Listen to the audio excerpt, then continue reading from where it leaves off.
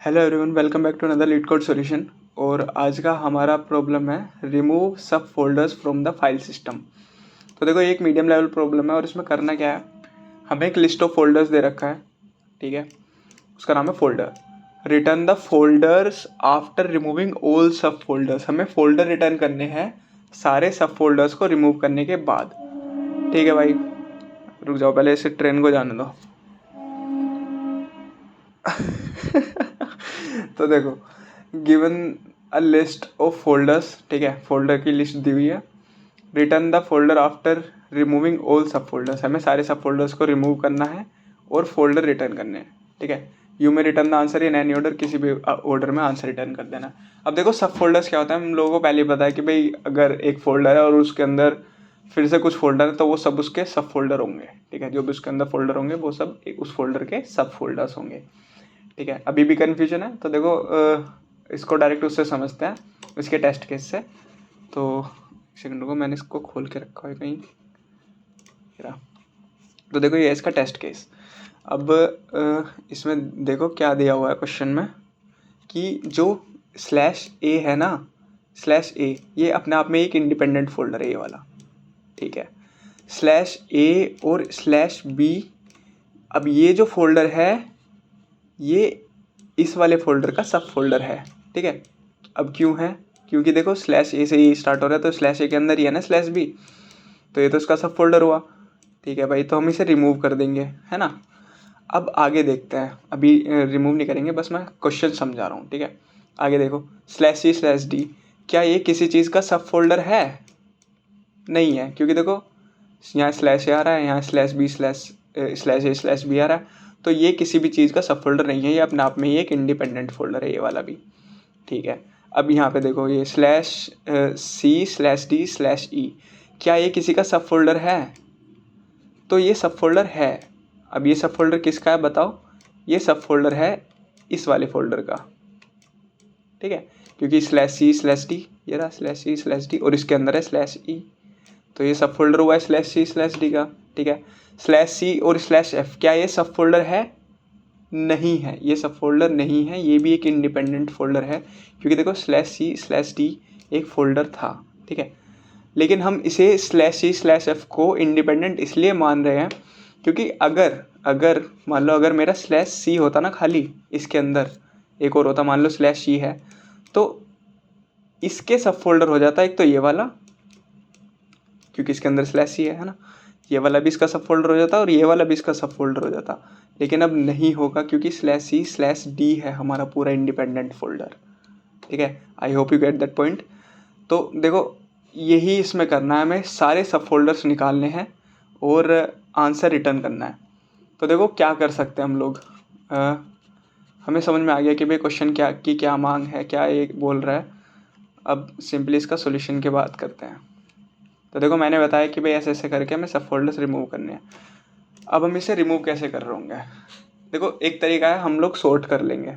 अब सॉर्ट से क्या होगा, सॉर्ट से क्या होगा कि हमें ना फ़िल्टर करना इजी हो जाएगा। सॉर्ट कर लेंगे इनको अल्फ़ाबेटिकल ऑर्डर में, ठीक है।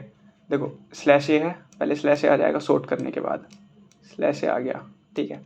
तो हमें पता है कि जो पहला हमारा फोल्डर आएगा ना हमेशा सॉर्ट करने के बाद, वो पेरेंट फोल्डर होगा, इतना तो मुझे पता चल गया। और फिर जो उसके बाद आएंगे ना, या तो वो इंडिपेंडेंट फोल्डर होंगे या फिर वो सब फोल्डर होंगे। सॉर्ट करने से बस इतना, फ़िल्टर करना आसान हो जाएगा, ठीक है। अब देखो क्या है, स्लैश सी स्लैश डी, ये सब पहले, ये तो पहले से ही सॉर्टेड है, तो हम लोग इसको ऐसे ही लिख लेंगे। वैसे लिखने की ज़रूरत नहीं थी पर फिर भी लिख लेंगे। तो ये आ जाएगा हमारा पूरा फोल्डर लिस्ट ऐसे ही, ठीक है। और तो देखो ये आ गया, सॉर्ट करने के बाद हमारा कुछ ऐसा हो जाएगा। अब मैं क्या करूँगा, मैं अपनी अप्रोच बता रहा हूँ ना। तो देखो अब मैं क्या करूँगा, जो स्लैश ए है, ठीक है, इसको मैं अपने आंसर में डाल दूँगा, ठीक है। तो मान लो मेरा आंसर ये है कुछ, और यहाँ पे आ गया मेरा स्लैश ए, ठीक है। आज यहाँ के थोड़े बंदर और कुत्ते सब परेशान हो रहे हैं। तो देखो स्लैश ए आ गया मेरा इधर। अब क्या है, अब मैं चेक करूँगा इसके आगे वाला जो मेरा ये है, ठीक है, क्या ये इसका सब फोल्डर है? हाँ ये इसका सब फोल्डर है, ठीक है, हमने चेक कर रखा था। अब देखो मैं कैसे चेक कर रहा हूँ इसका सब फोल्डर है, मैं क्या करूँगा, एक लास्ट ऐड बना लूँगा जो मेरे रिजल्ट में लास्ट वाला जो ये ऐड हुआ ना फोल्डर /a, ठीक है। इसके बाद मैं एक और स्लैश ऐड करूँगा और इसको इससे कंपेयर कर लूँगा, ठीक है भाई। तो जब मैं इसको इससे कंपेयर करूँगा, ये कहेगा कि हाँ भाई ये तो है इसके अंदर /a/ ये तो आ रहा है ना /a/, तो यानी कि हम इसे रिमूव कर सकते हैं, तो इसे रिमूव कर देंगे, ठीक है। फिर आगे बढ़ेंगे। अभी भी लास्ट वाला जो हमारा लास्ट एडिट जो है ना, अबे मेरे पास ही आकर रोल है, तो ये लास्ट वाला जो है ना क्या था, हाँ ये लास्ट एडिट था, ठीक है। और अब करेंगे /c/d को चेक, ठीक है, क्योंकि ये तो हमने रिमूव कर दिया। अब इसको चेक करते हैं। तो देखो फिर से लास्ट रिमूव में एक और स्लैश ऐड करेंगे /a/। अब क्या ये इसके अंदर है, नहीं है, ठीक है, तो इसको कर देंगे /c/d। ये एक इंडिपेंडेंट फोल्डर हुआ और इसको हमने आंसर में डाल दिया, ठीक है भाई, सिंपल। यहाँ तक कोई दिक्कत नहीं है, बस कंपेयर करते चल रहे हैं। अब देखो अब क्या होगा, अब वापस से चेक करेंगे अगले वाले के लिए, ये तो इंडिपेंडेंट हो गया, अगले वाले के लिए चेक करेंगे।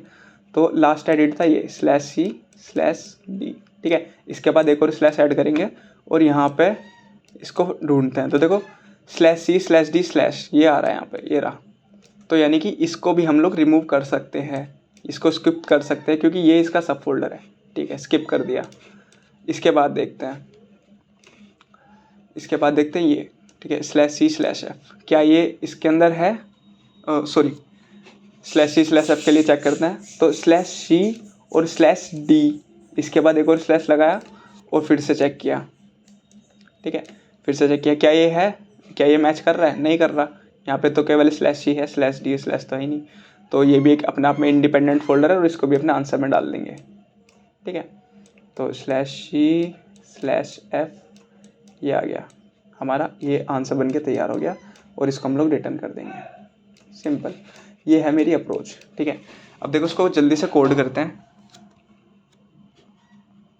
तो चलो अब देखो कोड करने का प्रोसेस क्या होगा। जो हम लोगों ने पूरा बनाया था ना कि भाई पहले सॉर्ट करेंगे और फिर ये वो है ना, तो बस वही वाला काम है। तो इसको मैं थोड़ा बड़ा सा कर लूँ। तो देखो सॉर्ट करते हैं। सबसे पहले sort folder dot begin comma folder dot and, ठीक है।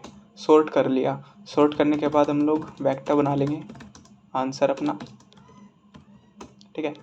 और आंसर में हम लोग एक फोल्डर, जब हम सॉर्ट कर लेंगे ना, तो उसका जो फर्स्ट वाला होगा वो हमेशा पेरेंट फोल्डर आएगा हमारे पास, ठीक है, और इंडिपेंडेंट होगा, तो उसको ही डाल देंगे फोल्डर ऑफ 0, ठीक है। 0th इंडेक्स पे जो भी कुछ होगा उसको हमने डाल दिया उसके अंदर। अब क्या करना होगा, ठीक है, इतनी बात समझ में आ गई। अब देखो लूप चलाएंगे int i = 0 से नहीं चलाएंगे क्योंकि देखो 0 तो हमने फोल्डर के अंदर डाल रखा है, ठीक है। तो 1 से चलाएंगे i फोल्डर डॉट साइज, ठीक है, i++। अब एक स्ट्रिंग बनाएंगे लास्ट एडिड। अब ये लास्ट एडिड में क्या आएगा, जो हमने पहले से डाल रखा है। पहले से क्या डाल रखा है, फोल्डर ऑफ 0 डाल रखा है, तो इसको डालते हैं इसके अंदर रिजल्ट डॉट बैक, ठीक है। अब ये रिजल्ट res.back में क्या होगा, जो मेरा लास्ट एडिट वाला एलिमेंट होगा ना वो इसमें आ जाएगा, ठीक है, समझ ही रहोगे, ठीक है। अब हम क्या करेंगे, इसके बाद ना स्लैश लगाना था, लास्ट एडिड प्लस = स्लैश लगा देंगे और ये हो गया, ठीक है, स्लैश लगा देंगे। और अब कंपेयर करेंगे कि भाई if folder of i dot compare 0, last added dot size, ठीक है, 0, लास्ट एडिड डॉट साइज और last added not equal to 0 है, तो हम लोग क्या करेंगे, रिजल्ट डॉट पुश बैक में क्या डाल देंगे, अपना फोल्डर ऑफ i, ठीक है। हाँ ये यार पता नहीं क्या है यार, जब भी मैं वीडियो बनाने लगता हूँ ये लोग ज़्यादा आफत मचाने लगे जाता है।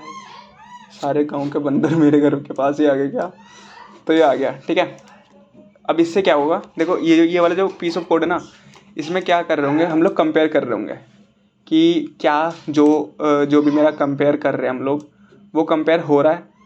अगर वो हो रहा है तो ये कंडीशन फॉल्स हो जाएगी, ये आगे बढ़ जाएगा। लेकिन अगर वो कंपेयर नहीं हो रहा तो हम लोग उसको रिजल्ट में डाल देंगे। ठीक है, सिंपल, इतनी सी बात समझ में आ रही होगी। तो अब हम क्या रिटर्न कर देंगे, अपना रिटर्न कर देंगे रिजल्ट। रिजल्ट थोड़ी है भाई, RES है। ठीक है, तो ये आ गया। अब इसको सबमिट करके देखते हैं।